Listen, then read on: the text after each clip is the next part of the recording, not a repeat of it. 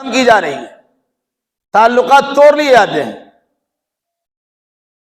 ایسے موقع پر اگر اسے آپ چھوڑ دیجئے گا، وہ سوچے گا ہم کہیں کا نہیں ہے، ان کی وجہ سے ہم نے رسم و رواج کی پابندی کو چھوڑا ہے، اپنے سماج کو چھوڑا ہے، اپنے رشتہ داریوں کو چھوڑا ہے، لیکن یہ لوگ ہمارے ساتھ ہماری جانب پلٹ کی بھی نہیں دیکھتے ہیں، تو شیطان اسے وسوسہ اندازی سے دوچار کرے گا، اور نتیجے کے طور پر وہ انسان ایمان و عمل سے پھر بھی سکتا ہے۔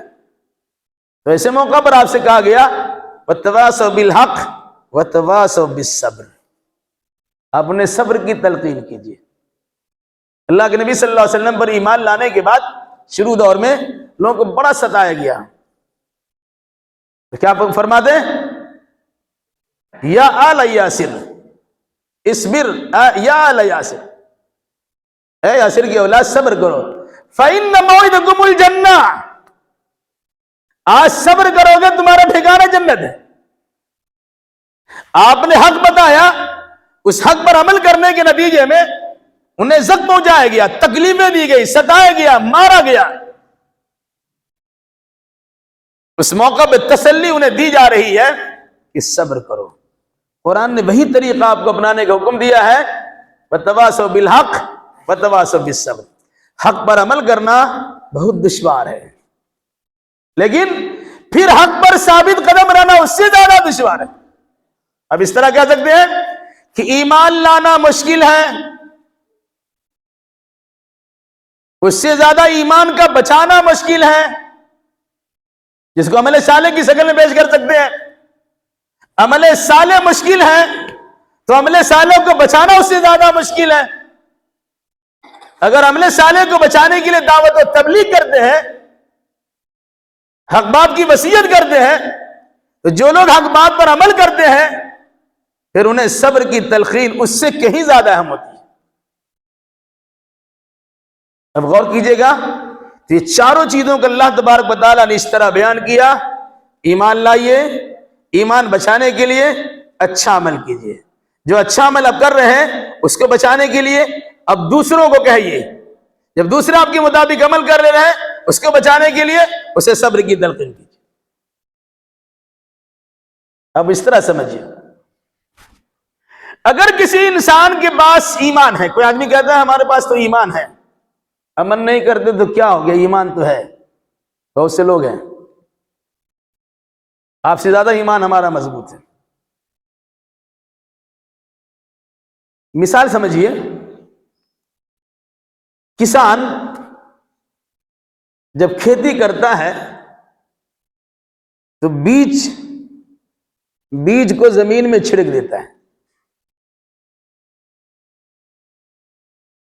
اور پھر اس کے بعد کہ ایسا نہ ہو کہ چڑیا وغیرہ اسے کھا جائے، اسے ڈھانپ دیتا ہے، بیج کو مٹی کے اندر چھپا دیتا ہے۔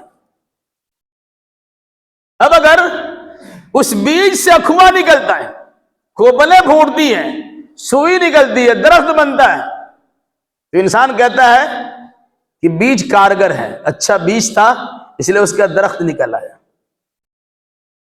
اگر آپ نے بیج ڈالا ہے لیکن اس سے درخت نہیں نکلتا تو لوگ کہتے ہیں اس مرتبہ بیج مر گیا، جس کی وجہ سے اس سے درخت نہیں پیدا ہوا۔ اس کو اس طرح سمجھیے کہ اگر کسی انسان کے دل کی زمین پر ایمان کی بیج ڈالی گئی ہے اور اس ایمان کی بیج سے عمل صالح کے سرسبز شاداب شاخیں نہیں نکل رہے، تو یقین کر لیجئے کہ آپ کے دل کی دھرتی پر ایمان کا بیج مر چکا ہے کہ جس کے اندر عمل کی کوئی صلاحیت نہیں۔ اس لیے اگر اپنا دل سمجھتے ہیں کہ صحیح ہے اور ایمان صحیح ہے تو اس ایمان کا اظہار اعمال صالحہ کے ذریعے ہونا چاہیے۔ وہ سمجھیے کہ جس طرح ایک بیج سے درخت نکلا، اس کی کئی شاخیں ہوتی ہیں، اس میں کتنے بیج ہوتے ہیں؟ ایک ایمان کی بنیاد آپ نے اپنے سینے اور اپنے دل میں ڈالی ہے، وہاں موجود ہے، اب اس کے ذریعے سے اعمال صالحہ کے ذریعے سے کہ روشنی میں شاخیں دائیں ہونی چاہیے۔ ایک اسلام کا درخت نکلے گا جس میں نماز بھی ہے، روزہ بھی ہے، حج بھی ہے، زکوٰۃ بھی ہے، صدقات بھی ہے، خیرات بھی، دنیا بھر کے سارے اچھے اعمال ہیں۔ تو اگر ایمان ہمارا درست ہے تو درست ایمان کے ساتھ ہمارے اعمال درست ہونے چاہیے. اگر ہم چاہتے ہیں کہ ہمارے اعمال درست ہیں تو درست رہے، تو اس کے لیے ضروری ہے کہ ہم ان درست اعمال کو لوگوں کو بتا دیں، تاکہ اگر ہم مر بھی جائیں تو یہ صدقہ جاریہ بن جائے کہ ہم نے کسی کو ایمان کی دعوت دی، عمل صالح کی دعوت دی، اس نے ایمان عمل صالح قبول کیا اور ہمارے نام اعمال میں ثواب کا اندراج ہو رہا ہے. اور اگر کسی نے حق بات کی، وصیت کی، حق کو سمجھایا بجھایا، جس کو بھی آپ نے حق سمجھایا، تو حق کوئی معمولی چیز نہیں ہوتی ہے. حق پر قائم رہنا بڑی مشکل ہے. جیسے ایک مثال آپ کو دیں، آپ نے صرف اللہ کو اپنا معبود مانا، بظاہر لگتا ہے کہ بڑا آسان ہے، لیکن یہ بہت مشکل ہے. کبھی انسان اپنے نفس کو اپنا معبود بناتا ہے، کبھی انسان اپنے خاندان کو اپنا معبود بناتا ہے، کبھی انسان اپنے رسم و رواج کو اپنا معبود بناتا ہے، کبھی انسان اپنے مسلک و مشرب کو اپنا معبود بناتا ہے. کہاں گئے بھائی؟ افرائیت من اتخذ الہ ہوا، کیا آپ نے اس شخص کو دیکھا جس نے اپنی خواہشات نفسانی کو اپنا معبود بنا لیا؟ بھلا اس سے بڑا گمراہ کون ہوگا؟ بہت بڑی بات ہے. اس لیے اگر ہم نے ایمان قبول کیا ہے تو اس ایمان کو اچھے اعمال سے آراستہ اور پیراستہ کیجیے.